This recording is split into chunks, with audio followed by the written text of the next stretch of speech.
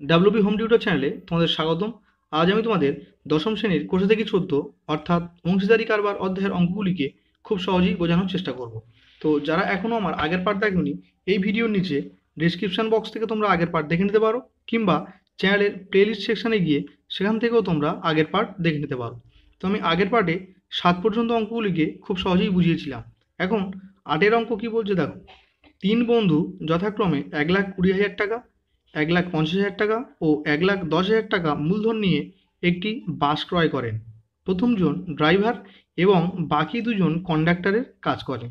তারা ঠিক করেন যে মোট আয়ের 2/5 অংশ কাজের জন্য 3:2:2 অনুপাতে ভাগ করবেন এবং বাকি টাকা মূলধনের অনুপাতে ভাগ করে নেবেন। কোনো এক মাসে যদি 29,260 টাকা আয় হয়, তবে কে কত টাকা পাবেন নির্ণয় করি।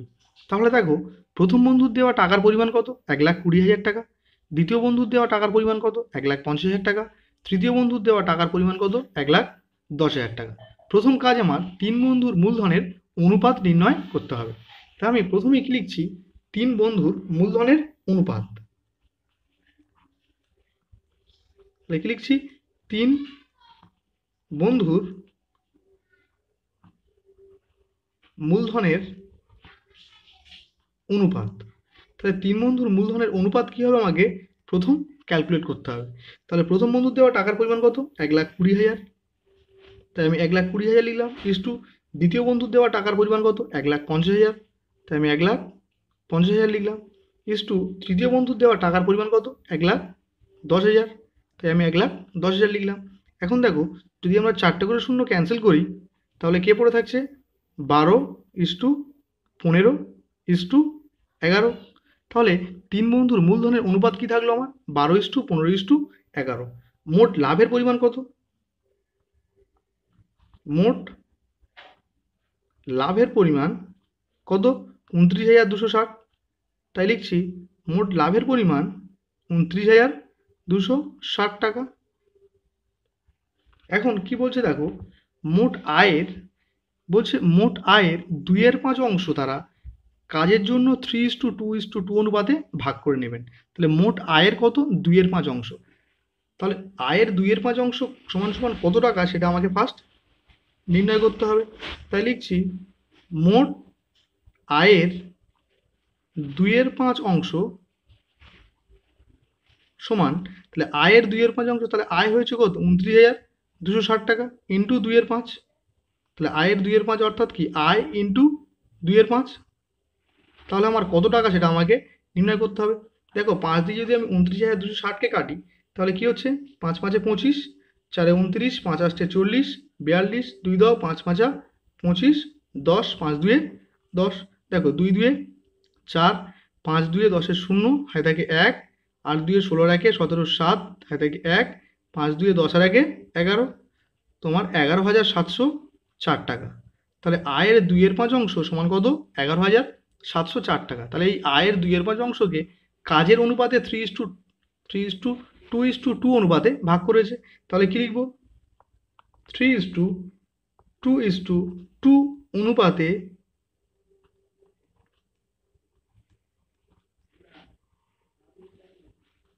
11,704 টাকার মধ্যে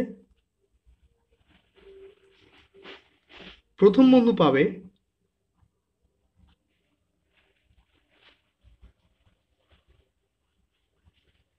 তাহলে প্রথম বন্ধুর অনুপাত কত? 3। তাহলে কি লিখবো? 3 বাই পুরোটার যোগফল 3 দিয়ে 5 আর 2 7।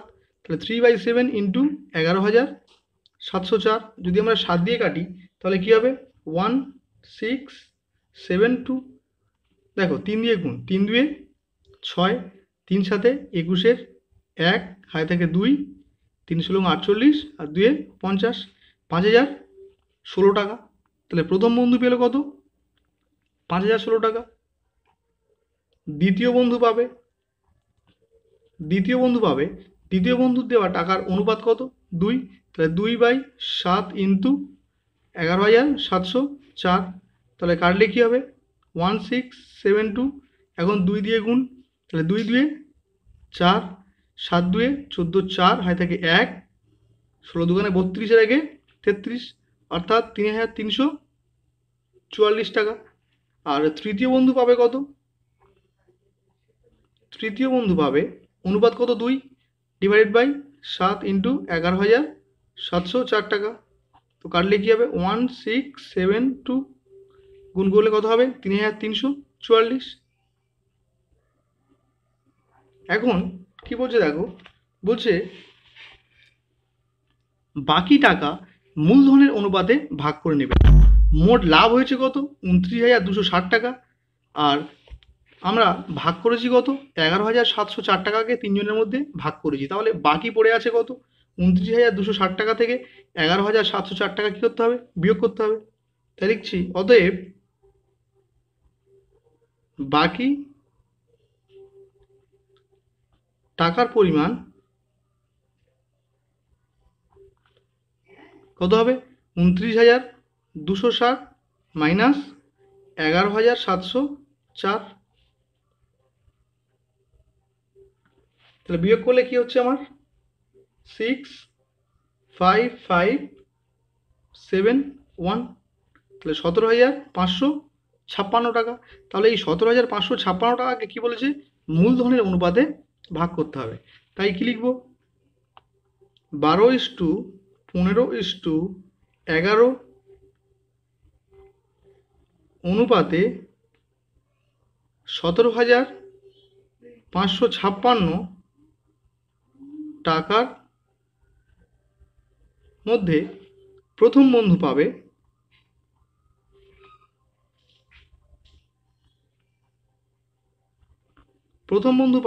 তাহলে প্রথম বন্ধুর অনুপাত কত, 12। তাহলে কি লিখবো, 12 বাই পুরোটার যোগফল কত হবে, 38। তাহলে 12/38 ইন্টু মোট টাকা কত, 17,556 টাকা। দেখো 38 দিয়ে আমরা যদি 17,556কে ভাগ করি তাহলে কী হবে, দেখো 38 দিয়ে আমরা 17,556কে ভাগ করছি। তাহলে প্রথমে কত দিয়ে যাবে, 4 দিয়ে, 4 আসতে 32-এর 2 হাতে থাকে 3, 3 4-এ 12, 13 14 15, 2 আছে কয় দাও 5, 3 দাও, 5 আছে কয় দাও 7, 2 দাও, এখানে 5, কত দিয়ে যাবে 6, 6 আসতে 48-এর 8 হাতে থাকে 4, 3 4-এ 12, 13 14 15, সরি 3 6 18, 19 20 21 22, 8 আছে কয় দাও 15, 7 দাও, 76, 38 দুগানে 76। তাহলে কত হলো, 462। তো 38 দিয়ে কাটলে আমরা কত পাবো, 462। এখন 462 দিয়ে আমার 12কে কী করতে হবে, গুণ। দেখো 12 2-এ 24-এর 4 হাতে থাকে 2, 6 12 72, 72 আর 2-এ 74-এর 4 হাতে থাকে 7, 7 12 সরি 4 12 48, 49 50 51 52 53 54 55। তাহলে 5,544 টাকা এটা প্রথম বন্ধু পাবে। একই রকমভাবে আমরা কি লিখব, দ্বিতীয় বন্ধু পাবে। তাহলে দ্বিতীয় বন্ধুর অনুপাত কত, 15। তাহলে কি লিখব, 15 ডিভাইডেড বাই 38 ইন্টু 17,556 কাটলে কত হবে, 462। তাহলে 462 দিয়ে এখন 15 গুণ হবে। দেখো 15 2-এ 30-এর 0 হাতে থাকে 3, 6 15 90, 90 আর 3-এ 93-এর 3 হাতে থাকলো 9, 4 15 60, 60 আর 9 69। তাহলে 6,930 টাকা। আর তৃতীয় বন্ধু পাবে কত,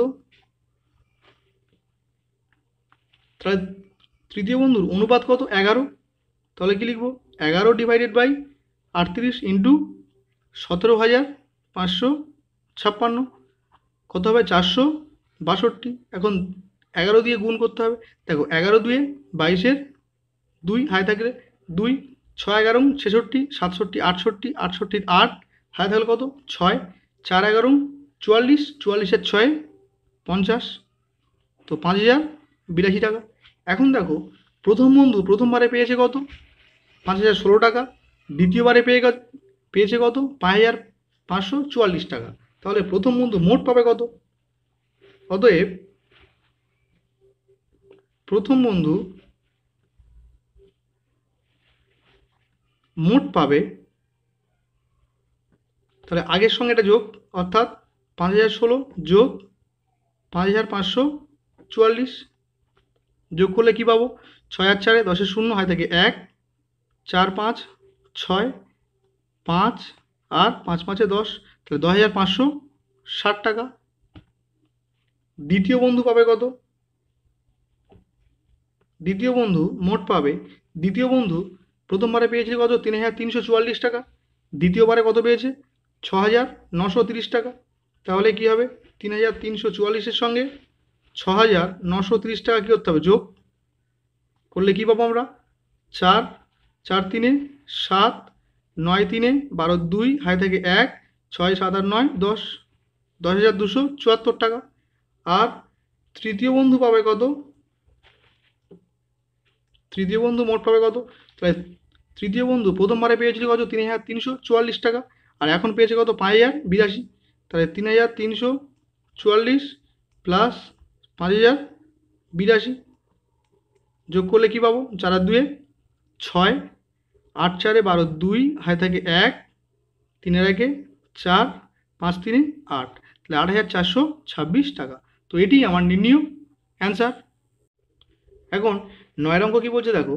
বছরের প্রথমে প্রদীপবাবু ও আমিনা বিবি যথাক্রমে 24,000 টাকা ও 30,000 টাকা নিয়ে একটি ব্যবসা শুরু করেন। 5 মাস পর প্রদীপবাবু আরও 4,000 টাকা মূলধন দেন। বছরের শেষে 27,716 টাকা লাভ হলে কে কত টাকার লভ্যাংশ পাবেন হিসাব করে লিখি। দেখো, প্রদীপবাবু টাকা দিয়েছে কত শুরুতে? 24,000 টাকা। আমিনা বিবি শুরুতে 30,000 টাকা দিয়েছে, কিন্তু প্রদীপবাবু 5 মাস পরে আরও 4,000 টাকা মূলধন দেন। তাহলে প্রদীপবাবুর প্রথমে 24,000 টাকাটা 5 মাস কেটেছে, আর 24,000 যোগ 4,000 অর্থাৎ 28,000 টাকা 7 মাস কেটেছে, কারণ আমার টোটাল 12 মাসের হিসাব। তাহলে 12 মাসের মধ্যে যদি আমার 24,000 টাকাটা 5 মাস কাটে, তাহলে 28,000 টাকাটা 7 মাস কাটছে, তবেই আমার 12 মাস পূর্ণ হবে। তাই লেখাটিকে কী লিখতে হবে দেখো। প্রথমে লিখছি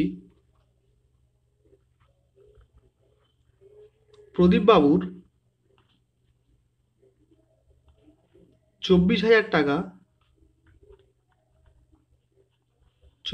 টাকা 5 মাস কেটেছে,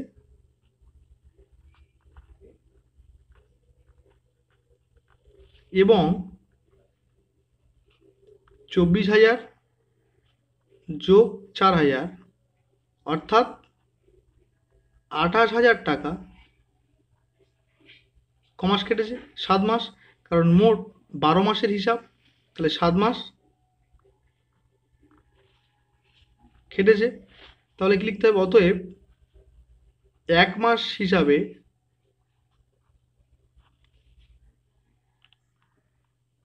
প্রদীপবাবুর মূলধন, 1 মাস হিসাবে প্রদীপবাবুর মূলধন কত সেটা আমাকে হিসাব করতে হবে।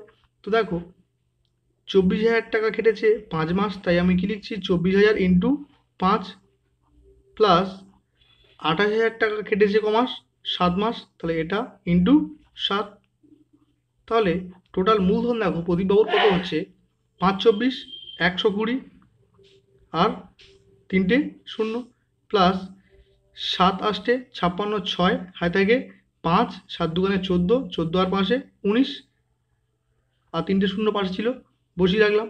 এখন দেখো, এই দুটোকে যদি আমরা যোগ করি তাহলে কি পাবো? 3টে করে 0 বসিয়ে রাখলাম, 6 0 6, 9 2 11 1, হাই থেকে 1 1 2 3, তাহলে 3,16,000 টাকা। তাহলে প্রদীপবাবুর মূলধন কত হলো?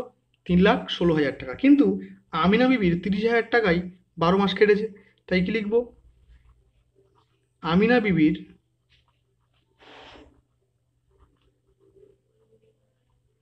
30,000 টাকা 12 মাস খাটিয়ে 30,000 টাকা 12 মাস খাটিয়ে যে লাভ পেতেন, সেই লাভ 1 মাসে পেতে হলে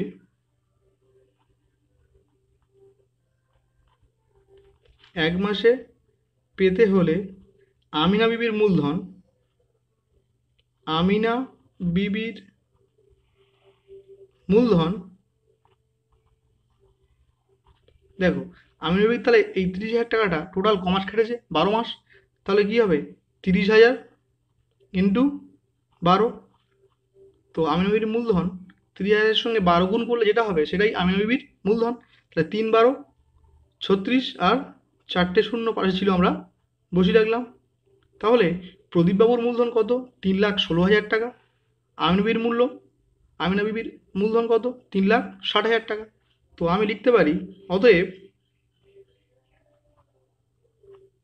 প্রদীপবাবু ও আমিনা বিবির মূলধনের অনুপাত কত সেটা আমাকে প্রথম নির্ণয় করতে হবে। আমিনা বিবির মূলধনের অনুপাত, তাহলে প্রদীপবাবুর কত? 3,16,000 টাকা। তাহলে সেটা আগে লিখছি, যেহেতু প্রদীপবাবু আগে লিখেছি আমি। তাহলে 3,16,000 ইস্টু আমিনা বিবির কত? 3,60,000। দেখো এখান থেকে আমরা যদি 3টে করে শূন্য ক্যান্সেল করি তাহলে এখানে কে পড়ে থাকছে? 316 অর্থাৎ 316। আর এখানে কে পড়ে থাকছে? 360। এখন যদি আমরা 4 দিয়ে কাটি তাহলে দেখো 4 সাথে 28, 29 30 31 36, 4 9 36। আর এটা কাটলে কত হবে? 4 9 36, একটা শূন্য। তাহলে অনুপাত কি হলো? 79:90। আর মোট লাভের পরিমাণ কত? মোট লাভের পরিমাণ 27,716 টাকা, যেটা আমার বলে দেওয়া ছিল। তাহলে এখন এই 27,716 টাকাটাকে 79:90 অনুপাতে দুজনকে ভাগ করতে হবে। তাহলে লেখাটা কি লিখব? 79:90 অনুপাতে 27,716 টাকার মধ্যে, তাহলে প্রথম অনুপাতটা কার? প্রদীপবাবুর। তাহলে কি লিখব? প্রদীপবাবু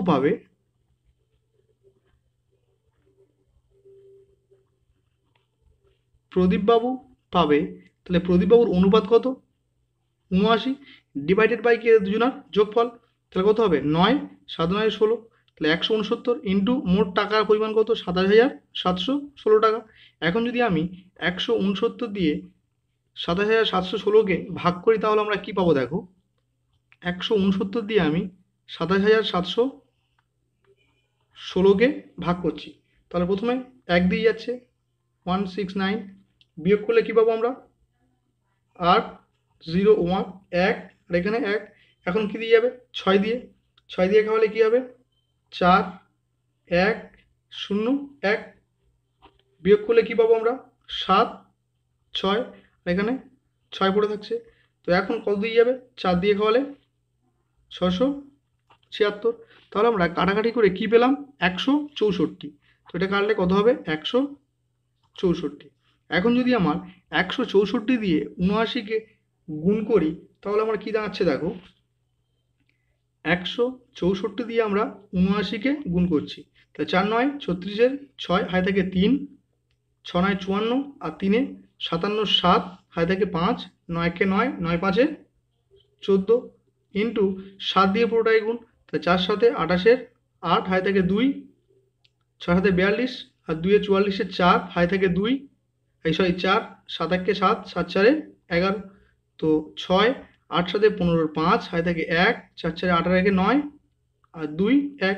তাহলে 12,956। তাহলে 12,956 টাকা। তাহলে প্রদীপবাবু পাবে কত? 12,956 টাকা। আর একটা আমিনা বিবি পাবে। তাই লিখছি আমিনা বিবি পাবে, তাহলে আমিনা বিবির অনুপাত কত? 90। তাহলে কি লিখবো? 90 ডিভাইডেড বাই কত? 90 আর 79 যোগ করলে কত হবে? 169 ইন্টু 27,716, কাটলে কত হবে? 164। এখন 164 দিয়ে যদি আমরা 90কে গুণ করি কী পাবো? দেখো শূন্য পাশে বসে থাকলো। 4 9 36-এর 6 হাই থাকে 3, 6 9 54, আর 3-এ 57 57 7 হাই থাকে 5, 9 কে 9, আর 5-এ 14। তাহলে প্রদীপবাবু পাবে কত? 12,956 টাকা। আমিনা বিবি পাবে কত? 14,760 টাকা। তো এটি আমার নির্ণীয় অ্যান্সার। তো আজকের ভিডিও এই পর্যন্ত রাখলাম, দেখা হবে পরের ভিডিওতে।